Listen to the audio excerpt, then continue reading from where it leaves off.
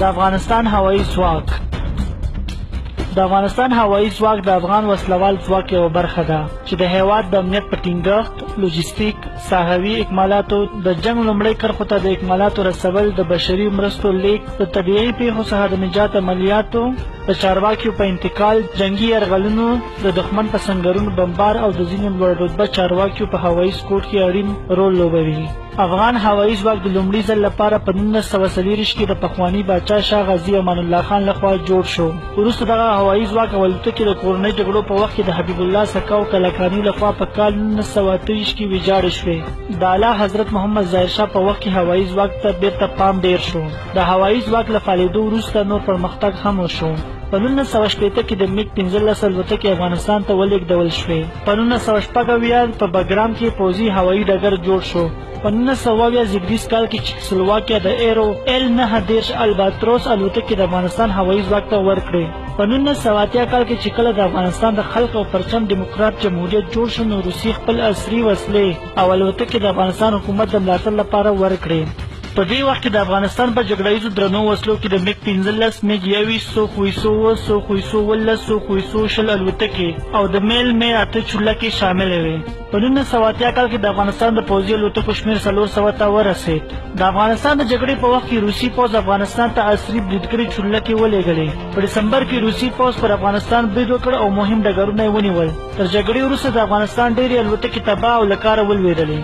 روسي پوځ د میل می 40 چورلکو څخه د مخالفینو د له منځه وړلو لپاره کار اخیست چې په دې جګړه کې 333 چورلکې له لاسه ورکړې. د افغانستان هوایي ځواک په 1980 او 1990 کې د خپلو ګاونډي هیوادونو په پرتله خورا قوي و. 2000 پرسونل او 15000 بهرنۍ مشاورین یې درلودل. تقریبا 240 مجهزې بریدګرې الوتکې، 1.5 هلیکوپټرونه او له 40 زیاتې بار وړونکې الوتکې درلودلې چې زیات شمېر د ډاکټر نجیب الله د دولت له ړنګېدو وروسته له منځه لاړې او ډېر لږ شمېر د طالبانو په وخت کې وساتل شوې. د ډاکټر نجیب الله د حکومت د پرځېدلو پر مهال د افغانستان هوایي ځواک شاوخوا 600 الوتکې درلودلې چې له بده مرغه د کورنۍ جنګونو پر مهال دا ستره ملي شتمني او هستي تباه او له خاورو سره خاورې شوه. د دې الوتکو یو شمېر پاکستان ته روغې انتقال شوې او ځینې دلته ټوټه او د کباړ په بیه وپلورل شوې چې بیا د پاکستان د اوسپنې د ویلي کولو په بټیو کې ویلې شوې.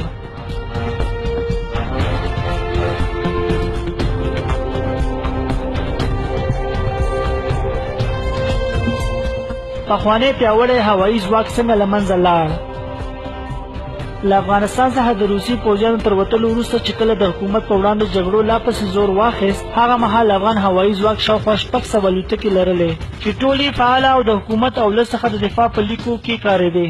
کله چې حکومت ړنګېدو ته نږدې شو، نو ځینو داخلي او مضر عناصرو له مخالفینو سره لاس یو کړ او په پایله کې یو شمېر الوتکې پاکستان ته وتښتول شوې. کله چې حکومت ړنګ شو، نو هغه مهال بیا د هوایي ځواک ډېر شمېر الوتکې چې په هوایي ډګرونو کې ولاړې وې د مخالفینو له لورې اره شوې، ټوټه او په پاکستان د کباړ په بیه وپلورل شوې چې وروسته بیا په پاکستان کې د اوسپنې د ویلي کولو په بټیو کې ویلې شوې او افغانستان له یو قوي ځواک څخه محروم شو.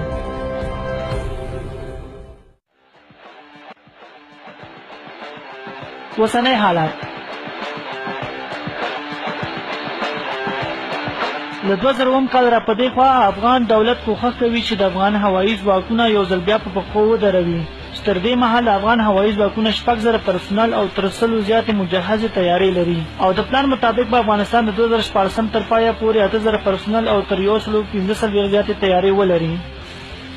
N9 سوپر ټوکانو دا الوتکې یو برازیلي شرکت جوړې کړي. دا مهال افغانستان 4 دا ډول الوتکې لري او د 2014 کال تر پایه به 20 نورې ترلاسه کړي. په اصل کې ټربو الوتکې دي. دا الوتکې د سپکو حملو کشف او ټیټ هوایي ملاتړ لپاره کارول کیږي. دا الوتکې د امبایر په نامه یو برازیلي شرکت په 1999 کې جوړې کړي او په 2003 کال کې بازار ته وړاندې کړي دي. تر اوسه پورې برازیل، کولمبیا، ایکواډور، چیلي، امریکا او ځینې نور هیوادونو له دې الوتکو څخه کار اخلي. د دې الوتکو ځینې ځانګړتیاوې په لاندې ډول دي. دا الوتکې په ډېره لوړه تودوخه، رطوبت او غرنیو سیمو کې الوتی شي. دا الوتکې ډېر ګړندي مانورونه کولی شي، نو ځکه د ټیټو حملو لپاره ډېرې ښې دي. دا الوتکې لږه تودوخه تولیدوي، نو ځکه د الوتکو ضد توغندي په اسانۍ سره نشي موندلی. د مخابرې او لوري ښودنې ډېر پرمختللي سیسټمونه لري چې دې ډول پرمختللي سیسټم ته په تخنیکي اصطلاح کې 4 جنریشن ایوینیکس وایي. دا الوتکې د رهبري شوي وسلو پرمختللی سیستم لري. د خپلې سیالې الوتکې پیشکرافت X6 په پرتله د ځان خوندیتوب ډیره وړتیا لري. هر الوتکه له 9 میلیونو ډالرو څخه تر 14 میلیونو ډالرو پورې ارزښت لري. د الوتنې پر مهال د الوتکه په یو ساعت کې له 4,500 ډالرو تر 1500 ډالرو پورې مصرف لري. د الوتکه د سپکو حملو پر مهال په یو ساعت کې له 0 ډالرو څخه تر 3000 ډالرو پورې مصرف لري. په داسې حال کې چې جیټ او ځینې نور الوتکې په یو ساعت کې تر 18,000 ډالرو زیات مصرف لري. 20 NH پرتګان الوتکې به د 2013 کال تر پایه افغان هوایي ځواکونو ته ورکړل شي. 8 الوتکې په 2014 کال کې، 4 الوتکې په 2018 کال کې، 8 الوتکې په 2013 کال کې. د دې سره هم مهاله به افغان هوایي ځواکونه د الوتکو د چلولو او ترمیم لپاره وروزل شي.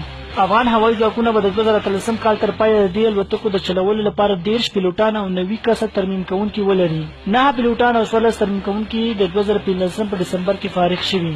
8 پیلوټان او 11 ترمیم کوونکي اوس په امریکا کې د ژبې په زده کړه بوخت دي. پاتې پیلوټان او ترمیم کوونکي به د الوتکو د لیک له مهالویش سره سم د روزنې لپاره ولېږل شي.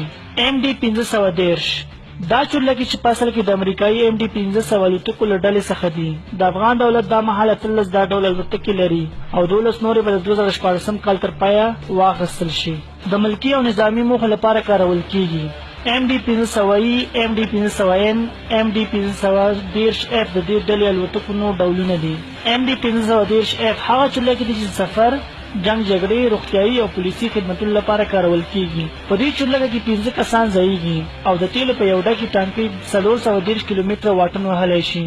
دا چورلکې په آزاده فضا کې د 4390 مترو ارتفاع پورې الوتنه کولی شي چې د نورو ورته الوتکو څخه په اوسط ډول 1960 مترو لوړ پرواز کوي. لوړ سرعت 248.18 کیلومتر پر ساعت دی چې د نورو ورته الوتکو څخه 15.5 سلنه تیزې دي. د جنگ پر مهال د الوتکې پر دواړو اړخونو ماشینداره او سپک توغندي لري چې دې ته په تخنیکي اصطلاح کې سپیشل ویپن سټیم وایي او دې ډول وسلو کارولو په افغانستان کې ډېره اغېزناکه ده.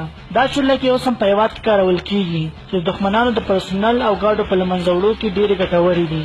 دا چورلکې ډېر ګړندي مانورونه کولی شي او د کلاشینکوف له ډزو او مرمیو څخه په اسانۍ ځان خوندي کولی شي. افغان هوایي ځواکونه اوس 10 MD-513 چورلکې لري چې ټولې روغې او په ورځني عملیاتو کې ترې کار اخیستل کیږي. پیلوټان او نور عمله یې په امریکا، چکسلواکي او افغانستان کې تر روزنې لاندې دي. د افغان دولت سره تړون شوی و چې 13 دا ډول الوتکې به ورکول کیږي. له دې جملې څخه 6 افغان دولت ته تسلیم شوي او نورې به د لاندې مهالویش سره سم افغان دولت ته تسلیمیږي. 6 چورلکې د 2014 کال په اپریل کې، 6 چورلکې د 2014 کال په اګست کې به افغان دولت ته وسپارل شي. C-130 هرکولس دا امریکایي ترانسپورتي الوتکه ده او د افغانستان دولت سره دا مهال 6 الوتکې شتون لري. C-130 هرکل 4 ماشینه ټربو ترانسپورتي الوتکه ده چې د لوکهیډ مارټین په نامه شرکت جوړه کړې ده. دا الوتکه په ناچمتو ځغستلارو کې هم د الوتنې او ناستې وړتیا لري. د پوځي او باري الوتکې کار ځینې اخیستل کیږي. د دې ترڅنګ د الوتکې د هوایي حملو، ساینسي څېړنو، د هوا د کشف، په هوا کې تیل ورکونې، سمندري ګزمې او هوایي جګړې لپاره کارول کیږي. دا الوتکه په نړیواله کچه د ډیرو پوځونو او هوایي ځواکونو لخوا کارول کیږي او تر 40 زیات ډولونه یې په نړیواله کچه د 15 هیوادونو لخوا کارول کیږي. د یوې الوتکې بیه له 11 میلیونه ډالرو څخه تر 10 میلیونه ډالرو پورې ده چې د دې بیه د الوتکو په ماډل او جوړونې کال پورې اړه لري. اوس مهال افغانستان 4 دا ډول الوتکې لري. د دې الوتکو لپاره د پیلوټانو او نور عملي روزنه بشپړه شوې او ټول الوتکې د کار اخیستلو لپاره په بشپړه توګه چمتو دي. سیسنا 208 الوتکې د سیسنا په نامه امریکایي شرکت جوړې کړي. په افغانستان کې دا مهال 6 د سیسنا 208 الوتکې شتون لري. دا یو ټربو ماشین لرونکي ترانسپورتي الوتکې دي. دا پاس لږ ډېرې کوچنۍ الوتکې دي چې له پیلوټ پرته له 9 تر 1400 پورې مسافر وړلی شي. د یوې الوتکې بیه کابو 1 میلیون ډالر ده. د دې الوتکو لپاره د پیلوټانو او نورې عملي 80 سلنه روزنه بشپړه شوې ده. ټولې الوتکې د کار اخیستلو لپاره چمتو دي. مې 19 روسي چورلکې دي چې لومړی ځل په 1915 کې جوړې شوي او اوس په قازان او اولنودي فابریکو کې تر تولید لاندې دي. اوس مهال افغانستان دا ډول 9 الوتکې لري چې په ماشیندارو او توغندیو سمبال دي. دا چورلکې له MIM-8 ډول سره تړاو لري. دا برګ توربین لرونکي ترانسپورتي چورلکې دي په داسې حال کې چې د دې جنګي الوتکې هم شته لکه MI-8 MT او MI-11 ملکي او نظامي چورلکو به توپیر لري.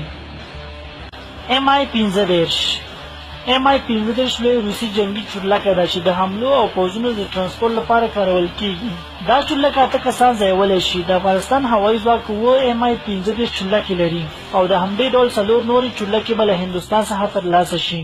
دا د میل مسکاو په نامه شرکت جوړې کړي چې له 1922 راهیسې د پخواني شوروي او بیا روسي او نورو 13 هیوادونو لخوا چلیږي.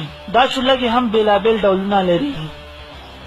MI-15 چورلکه دا هندي جنگي چورلکې دي چې 4 افغان دولت ته د هند لخوا ورکړل شوي. هند د دې چورلکې لپاره د افغان پیلوټانو روزنه کوي. دغه سرخي چورلکې هم توپ لري، هم غیر رهبري راکټونه لیږدوي، بمونه لیږدوي او هم د ټانک ضد راکټونه لیږدوي. ښه مانورونه کولی شي. بل دا چې پیاوړي ماشینونه لري.